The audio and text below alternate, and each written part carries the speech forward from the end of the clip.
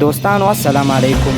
که غواړئ چې زموږ مطالب تاسو ته پر وخت در ورسیږي نو مهرباني وکړئ زموږ چینل سبسکرایب او په څنګ کې ورسره د بیل آیکن ووهئ.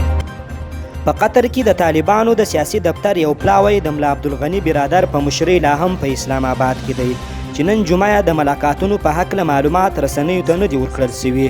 رویټر خبري اجانس د خپلو سرچینو پر اساس یو خبر کې وایي دغه پلاوی پرون پنجشنبه له امریکایي استازي زلمي خلیلزاد سره لیدنه کړې، خو په رسمي توګه هیچا هم د دې لیدنې تایید لا نه دی کړی.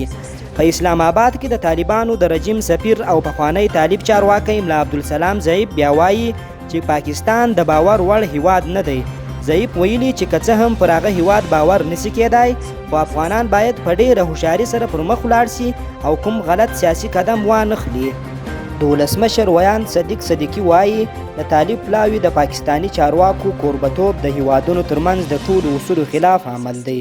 صدیقي د خپلو خبرو په دوام کې ویلي د پاکستاني چارواکو سره د طالب پلاوي وروستۍ لیدنه د سولې له پروسې سره هیڅ مرسته هم نشي کولای. د نوموړي په خبره دا هڅې هغه وخت پایله ورکولای شي چې د افغانانو په رهبرۍ او مالکیت ترسره شي. غزني کې بیا طالبانو 15 کسان له ځان سره بوولي.